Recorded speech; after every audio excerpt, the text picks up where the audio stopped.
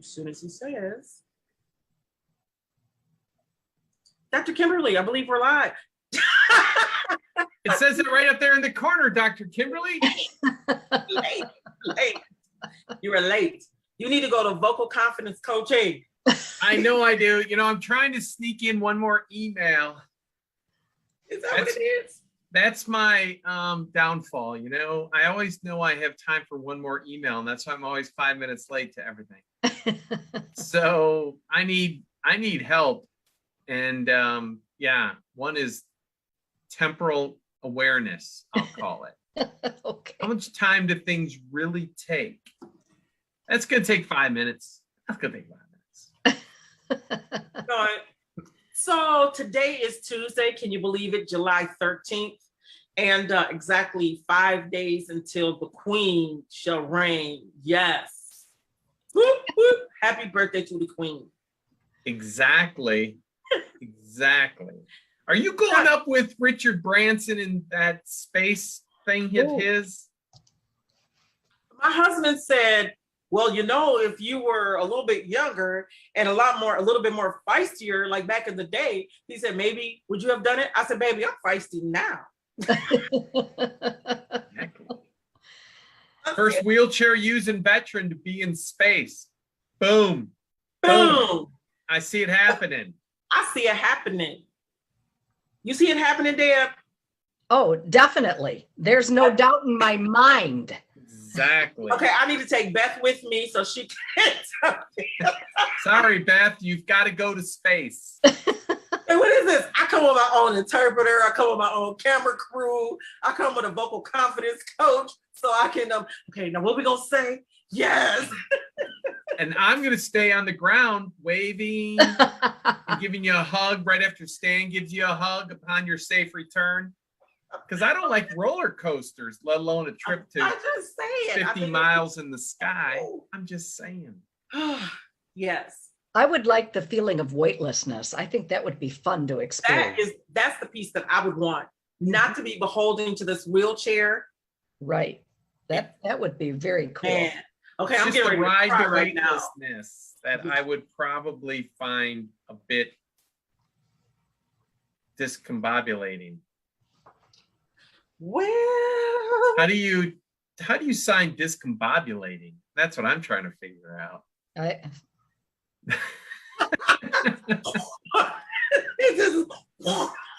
was yeah. Not to wish anything bad on those folks, but there's a thing called a RUD, R-U-D, a rapid unscheduled disassembly. We call it that an explosion, but they call it in space language a rapid unscheduled disassembly. Oh my. I'm not making this up. I know you're not. You just know. It sounds like something that the Navy would have, you know? Some acronyms. It's not an explosion, it's a rapid unscheduled. Actually, it was a scheduled disassembly of our enemy, but I digress. Let's talk about talking. I know. So I love the green room. And I was telling my first story. I think that, you know, we all have that first time we have to stand up in church and give our Easter speech. This is more than giving an Easter speech. Trust me. It is. It's more than that. But on a serious note, you are tuned in to Rolling on the Road with Dr. Kimberly and Dave. Today we are here in Michigan. Can you believe it? We're always rolling around somewhere in the world, like Carmen Sandiego. Where in the world is Dr. Kimberly and Dave? But today we are here in Michigan, and we're here, Grand Rapids city area, without giving out our real locations. Think about that one for a moment. But we want to say thank you so much to the Deaf of Hard of Hearing for rolling around with us in all of our shenanigans. Our discombobulating shenanigans. Yeah, and we want to say, but we couldn't do all that without Who, guys? Come on, you can say it. Finish the sentence. 100 Shades of Disability and Disability Advocates in Advocates. King County. It's called a partnership. We're great partners. And I tell you, because of this partnership, I tell you, it starts with one thing and then it moves into another and then another. And I was telling them in the green room that my first big debut was to be the impact or keynote speaker for $100 a plate. And I can remember this so clearly. There were more than 300 people at this fundraiser at Frederick Meyer Garden, and I was to be the keynote or the impact speaker. I had 7 minutes and 7 minutes only to say something really great that would make these people give of their money. Their goal was to raise $100,000. You know, we got to start somewhere. So if we get about 50, we happy, but we at least put the high number up there. And the way that I was trained, the waiter came by with a red and a white, and it was like, drink one red, drink one white, and get up on that stage and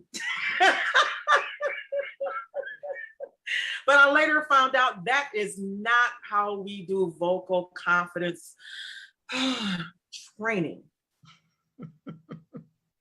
And I'm just going to say, though, even with that very poor training model, you did a fantastic job, and you've only gone up from there. The ramp keeps building up to higher and higher heights. Because as we pointed out last week, Thursday, in our conversation with Jermail, about, you know, we at Disability Advocates don't try to just wheel people out so they can kind of tell their sad story, but we tell empowerment stories, and we keep inviting people back because we hang out here. Dr. Kimberly kind of hangs out with governors, lieutenant governors, senators. You know, I'm just saying. And that vice president was in Detroit, and the president was in Traverse City. So Detroit, Traverse City, we're going to get them to Grand Rapids. And guess who's going to be in the front row? Won't be me. I'm just saying. But she's been coached since then. So yes. Of course, the best, I'm just going to say, Debra, I don't know if you've ever watched the film of that, the video of Dr. Kimberly's first speech. But after, again, you could hear a pin drop at Frederick Meyer Gardens, because it was her story. It was true, putting that out there. And then at 7 minutes, 1 second, her son Rudy takes a step forward and puts his hand on her shoulder. She goes, "Oh, my time's up." Brought the place down. Because again, everybody was just like, it was just such a cool, to me, that is like one of our classic speaking, both the presentation and then the punctuation. So that was too many years ago, because the time flies. Yeah. He's all grown up now. Running his own business. He is. Shameless plug. If you need some exercise, which I need, but I avoid, see Rudy. Grind to shine. Grind to shine. Yes. So enough about that. Coaching. What did you do to Dr. Kimberly? What did I do to Dr. Kimberly? First of all, meeting Dr. Kimberly was an experience, and it's one that I have been so grateful for ever since, because she's an inspiration to so many people, not just because of the disabilities that have occurred and things that she deals with every day, but because of the overcoming attitude that says, I am going to strive to be the best that I can be in all that I do. And I think she exemplifies that. And so I don't want to speak like you're not in the room, because you are, and we're in the virtual room together.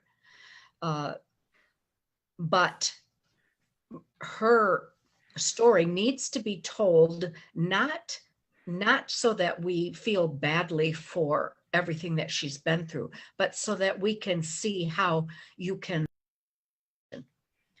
to become a spokesman for those issues that are so important in the disability community.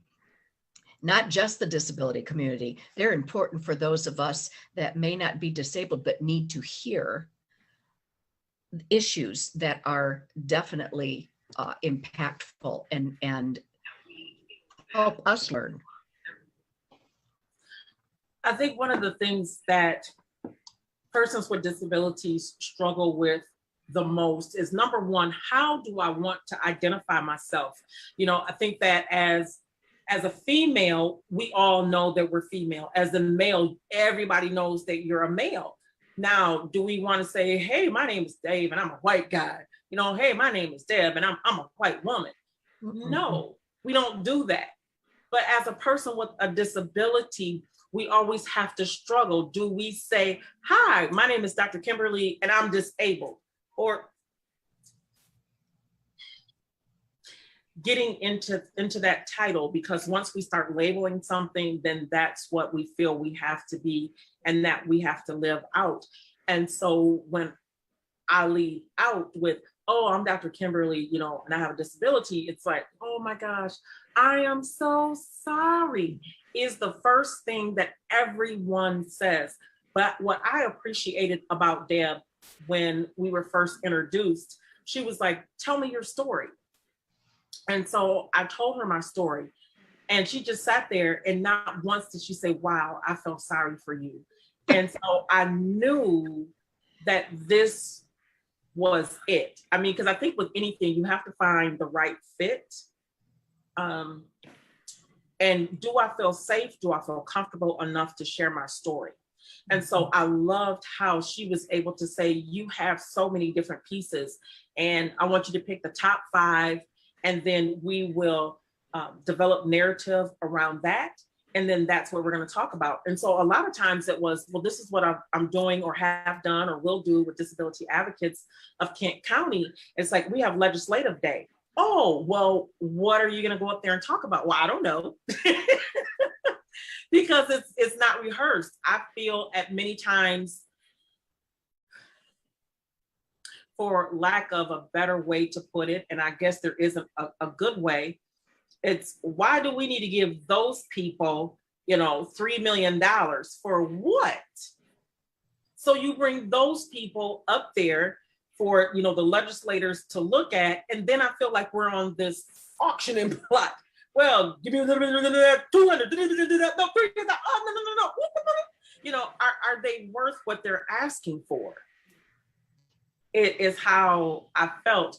And so to sit down with someone like Deb to say, help us to frame our stories so that we're not coming in, number one, we're not looking for you to have pity on us. That's not what we want. We want you to know that we live our own self-directed lives and we want an opportunity to be able to do that. So Deb, can you tell me, what was the first thing, I know what you said to me, but when you hear the stories, how do you keep from saying, oh my gosh, poor you? I never feel that way. I'm sorry, but I just don't. I believe that I tend to go back to Job and think about all the things that God put him through, and whining about it and being stuck is not a productive way to lead your life and to move up. So when I hear somebody's story, I'm more interested in how what are the obstacles that you're finding that people are not in tune to. So when I work with you, our goal is to make sure that everyone who has some kind of agenda, if you have a disability, great. If you have something else that you want to inform others about, great. But you may not have the skills or the tool set yet to communicate the message that you have effectively. And Mhm. so if you're trying to raise money, for example, I need to understand what that money that you're asking me to give you is going to do. Is it going to improve your life? Is it going to improve other people's lives? How is it being used? I don't feel that most of us are wealthy enough that we can just afford to willy-nilly give off $100, $200. I don't think it's that much, but hey, it's enough that I need to know how that money is being spent. Well, in order for me to know that, I have to have someone that can articulate clearly what their need is. Mhm. And you have many, many people that approach you and say, I have a story I want to tell, or I have a cause that I want to promote. All of those things are great. And then you and I are working together to try to empower these people with the gift of articulation so that they can get that story out in an impactful way. And then they become confident to go ahead and pass that on to others. You cannot pass an effective message along unless you're confident. If you feel like you just are cowering or that you're not worthwhile to be listened to, you are never going to get your message across. But when you have the training, and believe me, we all need the training. It Yes. isn't natural for us to all get up. For most people, it is not natural to get up in front of a bunch of people and just speak and be able to influence them and all of these things. That is not a natural thing. That is something that you hone that skill. You acquire that skill by practicing and by doing it often and by practicing the message so that every time you're in a situation where I say to you, hi, who are you and what do you do? You don't come to me with, well, I'm so-and-so and I have this disability. I don't see that when I'm looking at you. I Mhm. want to know what it is you want to tell me. And Right. that's the message that we're trying to help craft for people so that they get empowered and they use skill to be able to articulate well. And then they become excited. That confidence builds excitement and momentum to go ahead and keep going and keep learning. So Wow. I'm praying that everything that, and I have to say one other thing, and that is when you tell me your story, how can I not be inspired? How can I not be motivated? How can I not be learning? I have learned so much from many of the clients that share their type of disability. There's so many different things out there.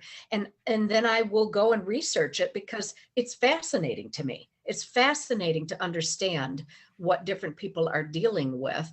But that requires an education. So I feel like I gain as much as I give. And that's how I felt with you. You helped me, you inspired me. And there were days that you and I remember that you felt like you couldn't do some things that day. That Mhm. day was just not a good day. And I don't think I let you get away with that too often. No. No. Yeah, I couldn't use my disability as a way of not doing. No. But no. So we are now at the 4:20. Can you believe it? Wow, 20 minutes have already flown by. We want to say thank you so much for tuning in to Rolling on the Road with Dr. Kimberly and Dave. Thank you so much to the Deaf or Hard of Hearing.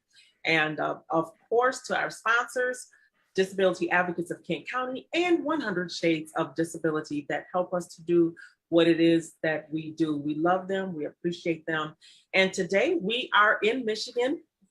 And we're in the Grand Rapids area.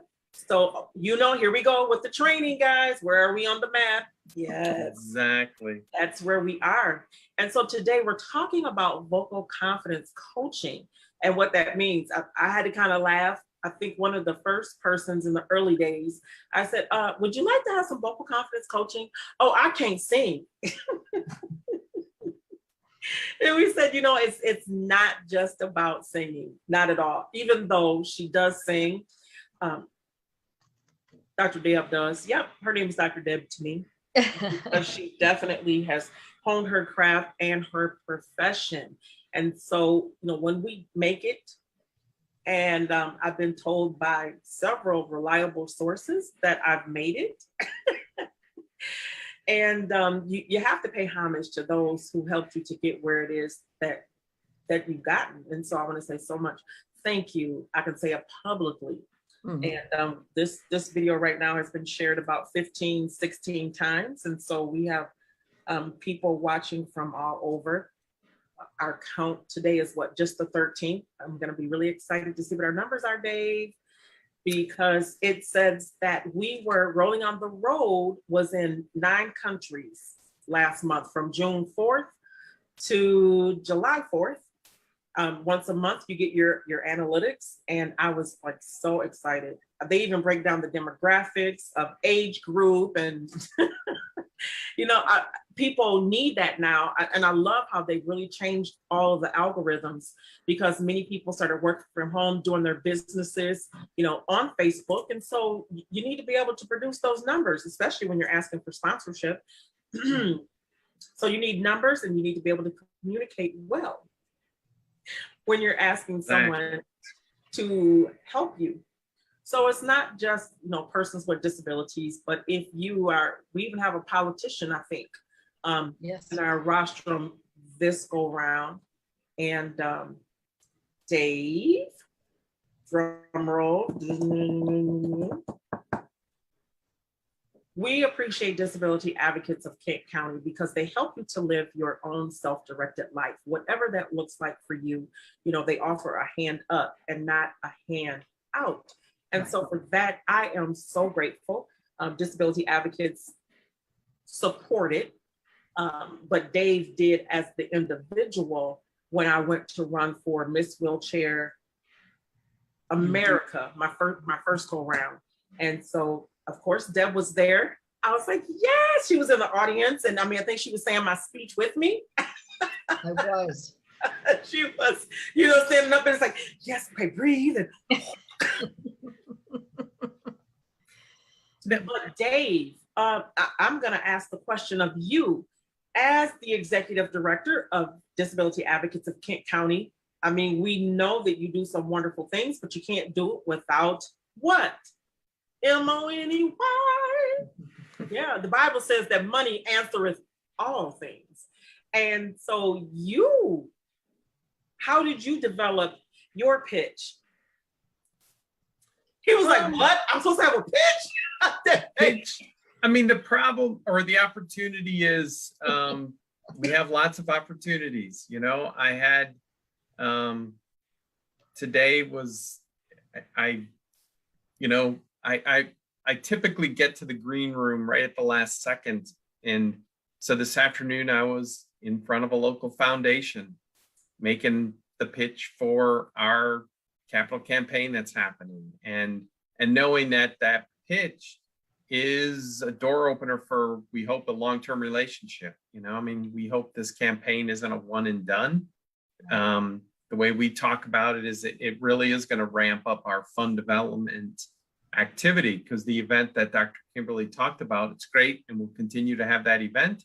It's the conversations between the events, and when you can take that 7 minutes and it becomes a 70-minute longer conversation, when you can get deeper into the story, and as well, probably more importantly, you get to know the motivations of the donors, and our volunteers, because when you point out, with regularity, Dr. Kimberly, that it's about having a self-directed life, it's the same with donors and volunteers and interns, because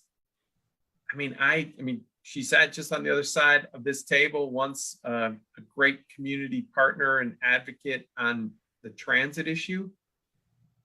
At the end of our conversation, I said, well, I'll connect you with these 2 other organizations. And she said, what, don't you want me to volunteer at Disability Advocates? I said, I'd love for you to volunteer, but your passion is helping little kids with disabilities.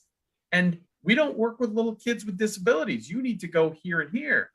And she was just, I mean, A, shocked that I would do that, but B, that, I don't want to say cared enough about her, but it's like, life is too short not to be focused on what you're passionate about. Right. Mhm. And the overlap with transit. But so all that being said, it's, I'm honing it. My biggest issue is, anybody listening to this? Can I tell you something confidential? Yes. Hey, I hate asking people for money. And actually what people keep trying to coach me is ask and shut up, instead of like ask. And then I give people 5 reasons why it's okay to say no. Listen to Deb, quit shaking your head in Oh my agreement. goodness, no. And so that's where I need help on, like, yes, definitely honing my words, getting to the ask and shutting up. Right. So There's a great book out there called Shut Up and Sell. And it's basically what we talk people out of it after we present, and that's ridiculous. Don't do that. No, never. And you know why we do that though, Dave? We do that because we ourselves doubt the value of what we're doing.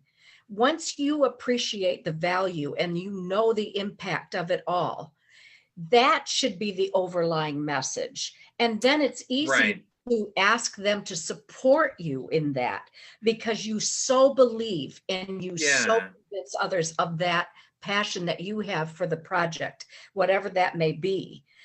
We start to doubt ourselves. And once you get past that and you really grasp how important it is, then asking for money is not asking for money, it's asking for an investment in this opportunity. Right. Oh, absolutely. And it's that resonance of like the doubt of our worthiness. I mean, there was a different community philanthropist who supported us through the years, and I saw him at an event, and I just said, yeah, here I am, the beggar at the feast. And he's like, stop. You are not a beggar. You are worthy of every dollar you ask for. And I'm like, uh-oh, so that idea of, feeling that worthiness, we like to say lives worth living. That's the name of a great video on people with disabilities, the disability rights movement, but lives worth living. People are worthy of that support, family, friends, neighbors. Let me just be quiet and leave it there. Well, I think Dr. Kennedy, I was just going to say, Dr. Kennedy has emphasized the fact that when she helps someone connect with me, that's an investment. She believes in that person. Right.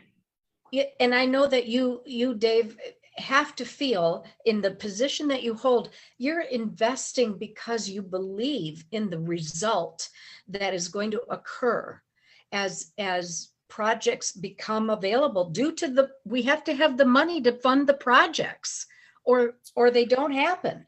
Correct. And I mean, Dr. Kimberly and I know too many people by name and address who, for the want of that hand up, are stuck in inaccessible locations, inaccessible lives. And it's like, and it's, and then the joy to see that little bit of a hand up, because on the grand scale of things, our hand up is pretty tiny because, Dr. Kimberly did the heavy lifting throughout her time as a consumer of ours or a customer, that she did that work. And like I said, she just keeps finding new levels to her ramp. And I didn't know the Empire State Building had a ramp all the way up to the 100th floor. It's just great. All the way up. I love you. But I just want, before we get too heavy, deep, and real in our last 15 minutes, how did the two of you meet? You want to tell them? How did we? Oh, okay. So my other sponsor, it was you and Monica Sparks were my sponsors for Miss Wheelchair America, and then I went on to Miss Wheelchair USA. Yeah, I was trying to remember. Like, okay, duh.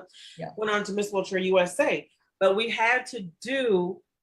There was a 3-minute, I call it elevator pitch, that you had to do, and they had a list of questions, which of course they weren't going to give you any answers to, but they said, just kind of be prepared to answer the following, 35 to 50 questions. I was like, what? What? And so we met, Monica said, hey, if I'm going to support you, I need to have a winner in the race. And so the best way to do that is hook you up with Deb. I think that you speak well, but I think that she can help you with your timing and make sure that you have a good message, because you have a lot and we have to pick out what are those 2 or 3 things that will grab people right away and get them to either vote for you, or if, hey, you're working with Dave, because Monica, she said, yeah, I know that Dave has you doing a ton of stuff. And so it's like, if you're doing something for Dave and you're going to the Capitol or to the legislator, Dave, then you can just, boom, come right in and hit it. And it has helped. We've got two or three great things that we got a chance to do together at the Capitol. And then it landed me right there on the stage with the governor within her first 15 days, which was just phenomenal. These skills are definitely transferable. It is definitely transferable. So it's not just at the political level or at the state level, but even if you need to talk to your landlord about getting something it is that you need, or you need to talk to your doctor, or you need to talk to your insurance company, being able to stay focused, knowing what it is that you want to ask for is definitely important. Yeah, and when we met, she had a lot of things to prepare for. And so we wanted to hone her message so that it was concise, because she can go off. Dr. Kimberly? Yeah. It's not true. That's not. And so we wanted to make sure that we had a handle on making sure that those points were valid and accepted and delivered with excellence. Here's the thing. I am also a voice actor. And so when Dr. Kimberly is saying the delivery of what you have to say is just as important as the content. In fact, it might be even more important, because if the content is delivered poorly, it's a waste of everybody's time. We won't understand what you said anyway. Right. So it's important that you always understand. And a coach such as myself, and I'm, with the International Coaching Federation, what we do is we bring you back to some basics. It's not that people don't have the skills. It's that we need to develop those skills to a little higher level, so that if you're going to represent people, a cause, and everybody needs to have an intro. I mean, Dave, if I say to you, hi, who are you? What are you going to say to me? Do you have it down so that you know who you are, you know what your position is, and you know what your purpose is? That's in a networking group, you have just a few seconds to really get that initial pitch out, but it needs to be interesting enough to make people go, oh, well, now that's interesting. Tell me a little bit more. And the way you deliver that little intro will intrigue people if it's done with some aplomb. Does that make sense? Yeah. Oh, it makes total sense. I mean, we've searched for our elevator pitch for years, and then what usually happens is we end up looking for the Empire State Building, because that's the only elevator that's got enough time for us to to make our pitch, you know, It's but not at the that same, hard.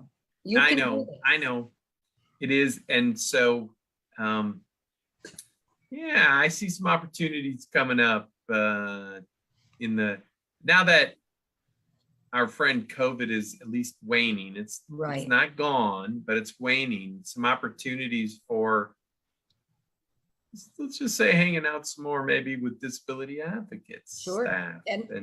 And you know, the other thing that Dr. Kimberly mentioned it, she said, what if you're just trying to talk to your landlord? I need to have my faucet fixed. It has been on the fritz for 3 months, you know, so that you can say it in a factual but respectful way. And I do this even, I will record people's office messages on the phone, because the way that if you call somebody and you get a lousy recording or message, you're not likely to want to call them back. But let me tell you, if you have a professional recording and you have something that makes people go, oh, I want to do business with this person, Oh, it absolutely. makes all the difference. Makes all the difference. Yeah, I am so sorry I missed the melodious sound of your voice. That's what mine says. And everybody's like, what?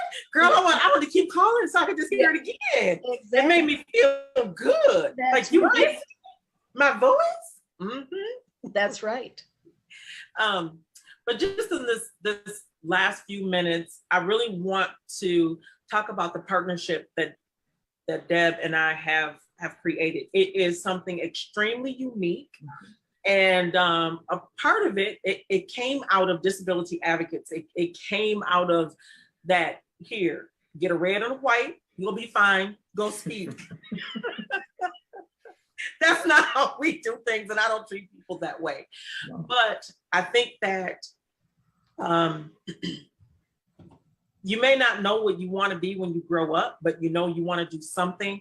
And we don't want you to feel because you were born with a disability or you acquired one in life that you still cannot become who it is that you wanted to become. I think today was an extremely emotional day for me, because I just remember where I was 8 years ago and there wasn't a me to help me. There wasn't a me. I'm sorry. But she's referring to the fact that there's somebody that she can help, that she was able to offer a service today. To give somebody a voice that when you think your voice has been taken away,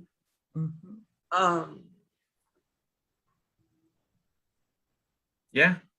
Because nobody believes in you, or especially after you acquire, especially a major physical disability, you become everyone's pet project because they knew who you used to be and now you need assistance. And she just, that's hard. She reminded me of,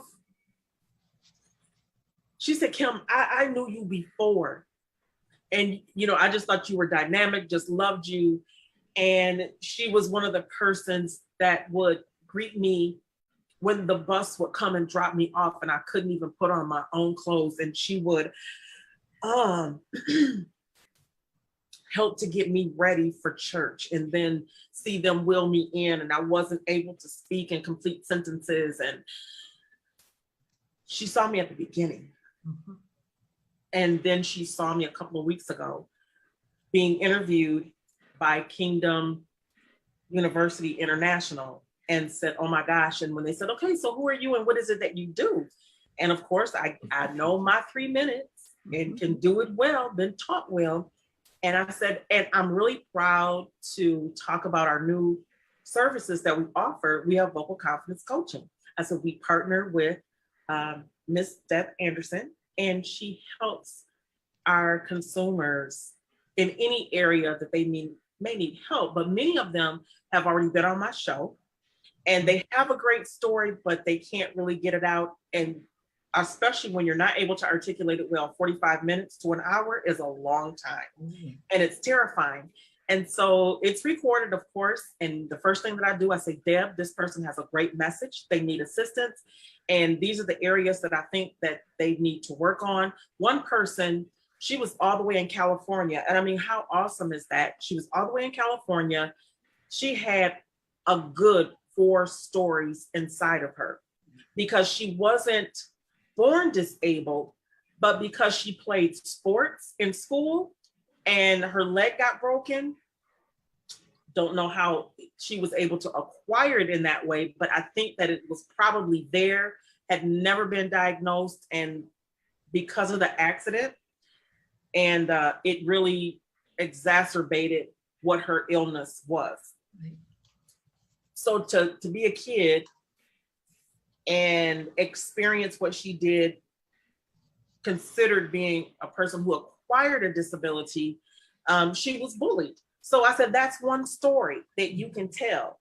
Then you can tell about how, okay, you got over that. Your next story is that you went to college, despite now you're fully a wheelchair user, you're on oxygen. She just had a plethora of medical things that were going on that made her, at this point, almost a quadriplegic. Yeah. They tried to do some surgeries. The surgeries ended up making her a quad. So that's another story that you can talk about. And then there's like 2 or 3 others that she had. And so it was sitting with her and saying, look, this is story 1. We're going to help you to home. Here's story 2, here's story 3, and here's story 4. And the lessons are 8 weeks, once a week for about an hour, maybe an hour and 15 minutes. And I tell you, when she came back to the show, it was unbelievable. And then all of the speaking engagements that she was able to get after that, because they were like, whew, we don't know what happened to you, but it's like, we hear the story now. We know what this particular thing is about. And so we've just kind of created this synergy, you know, Deb and I, that all of these wonderful people, they have these stories, they need to be able to tell them. And then of course, you know, I tell, well, are you connected to your Center for Independent Living? You need to go find them, because what happens, you can help them as well to raise money. You can tell your story and tell your story well. These are some of the basic services that Centers for Independent Living have. And guess what? Now you can speak to this issue for them. So when they go and say, hey, we need more money in our budget, you can speak on that and speak on it well. Today, I think that it really hit home, because here we have a person who was already an evangelist and has had a massive stroke, is learning how to talk again, learning how to walk again. The call did not go away. Well, now what do we do? Well, guess what? She heard me, and it's like, you offer that service? Somebody can help me with that? And just to make the phone call and say, hey, this is Dr. Barrington. I'm responding back to your request. And I want you to know that we're going to go ahead and get you scheduled for vocal confidence coaching. And the first 10 minutes, I mean, she cried. It's like, wow, I thought I had lost my voice. I know what I want to say in my head, and it wasn't coming here. And I said, you know what? That happens a lot of times when you have a stroke. I said, if you watch the show, I said, I've just learned how to mask it well, that there are times my words fade me, or I don't remember what I was talking about. And I said, but guess what? We have now come up on the 4:35 hour. And we're going to do a commercial break. You know, I mean, there's a way to do everything. And I said, to help us, because is it going to change? No. It's what happens when you have a stroke, you have a bleed on the brain, and you've had 5 head surgeries. There are just times where, yeah. But working with Deb. Excellent. Excellent. So Deb, short of, working alongside you and getting that full series, if you had a magic wand, what do we all need? What's that one thing? What do we need We all need the ability to believe in ourselves. We need confidence. Mhm. Confidence is the cornerstone to keep going up to the top of the Empire State Building. And when you develop that, I don't think most of us don't automatically have that. And certainly our growing up years and those things influence all of that. Mhm. We all have the capability within us. We just have to know how to redirect our thoughts, how to let certain things be put aside, how to change our attitudes. And I hope when I say all these things, nobody thinks that I'm dismissing the pain, the discouragement, the anger that can come with the situation that many people with disabilities are in. You can have mental disabilities, and that's just as painful and hard to deal with. So I don't want anybody to think that I'm dismissing those things, but I am not a person that will sit there and allow those things to fester, because that is not going to help anyone. And so when you start to develop the confidence that, you know what, I'm pretty good at this. I didn't realize it, but I'm actually pretty good at this. And you start knowing what your talents are. And then you get hooked up like Dr. Kennedy is doing with someone that can help bring those out a little bit more. That's just those are steps that happen that help you have your hand up and receive, and then allow you to give. So I guess I'm not a vocal confidence coach by chance. I believe in it. Right.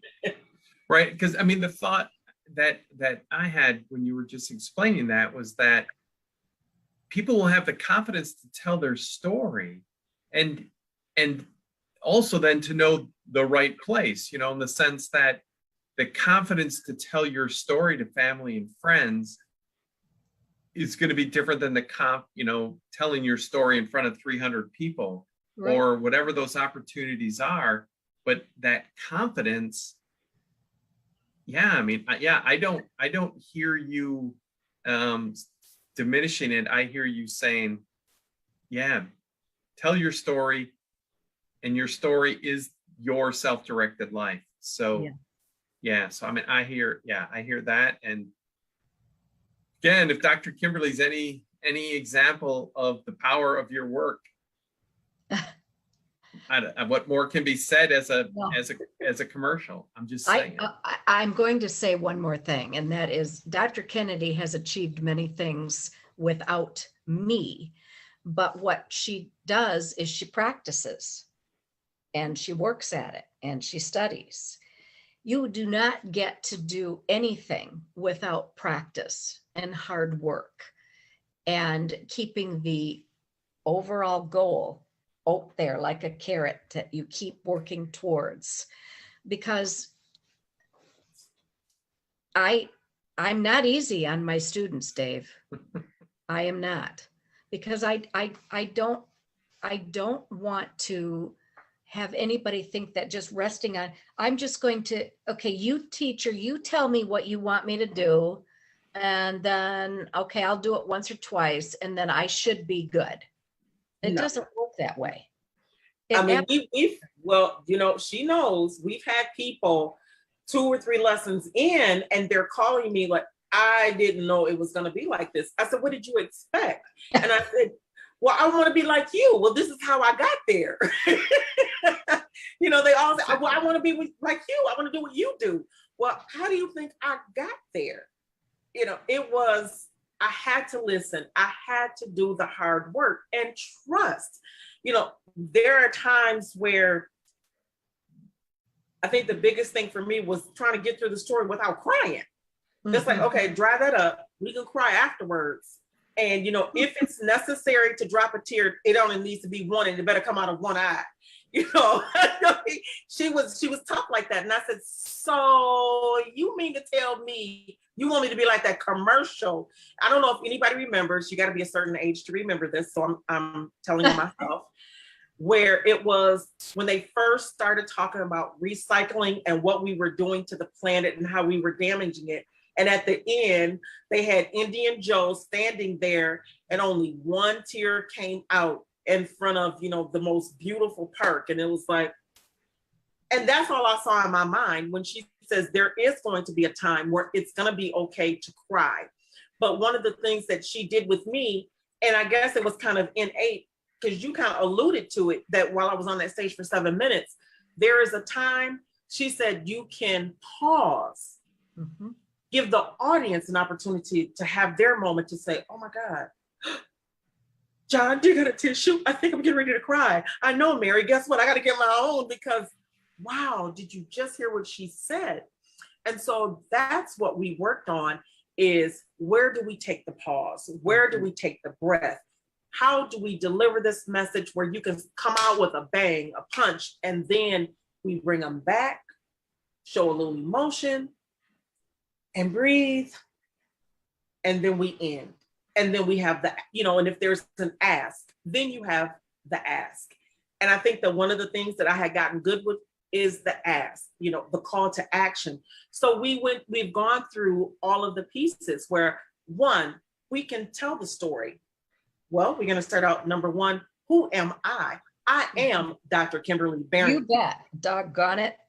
Who am I? I am Dr. Kimberly Barrington, and I am a person with a disability, but let me tell you what I can do for you. I don't need you to do anything for me, because there are others who have not been able to achieve as much as I have, but I would love for them to have the opportunity. And the way that we can do that is if on today you give us $100. For $100, we can train 4 people to tell their story. There you go. Good. And she good. You see, and the amazing thing about that is, in order for her to know when to take the breath, she has to practice that. It's not something, and in order for it to be the most impactful speech, you have to know when you're going to take that breath. And in order for you to take the breath properly, you have to be trained on how to breathe properly. You see, there's a lot to it. It's not just bada bing, bada boom, you're good. No. We have That's steps. the mozzarella mama talking to you now. That's the mozzarella mama. He said, do I need to get in my stick? She said, I'm the mozzarella mama. We're going to do this, and you're going to do this so good. I said, who just came here? Yeah. She pulled from the ancestors. Yes, ma'am. I got it. Exactly. But you know what? I mean, we could go on and on and on. We want to say thank you so much to Ann. Ann, I believe, may be a new viewer. Have not seen your name come up. I want to say Fuqua, F-U-Q-U-A, Fuqua. I believe I got that right. And we want to say hello to Miss LaRonda Williams. We are so excited to have spoken with you today, and she will be going through. There are many that have seen the show that have gone through the vocal confidence coaching. Yeah. And so if you would like to do it, please, you know how to reach me. You can inbox me, send me a text message if you have my number. I do believe that it's on all of the social media. My phone number is there. You can reach out to Disability Advocates of Kent County, and or you can reach out to 100 Shades of Disability.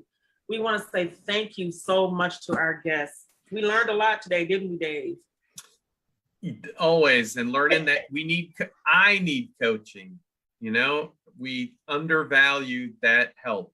We've said to a lot of people over the last year plus, don't be afraid to ask for help. And I got to not be afraid to ask for help. It's more than that too. I want you to know that coaching it's an honor for me to know that someone has invested enough in you to make that paid investment. And it's also, when I was young and I was told I need voice lessons, took offense. I thought, why do I need voice lessons? I'm already singing. No. It's because if someone sees an ability in you and they're willing to help you with coaching or what, the best singers and the best speakers out there have vocal coaches.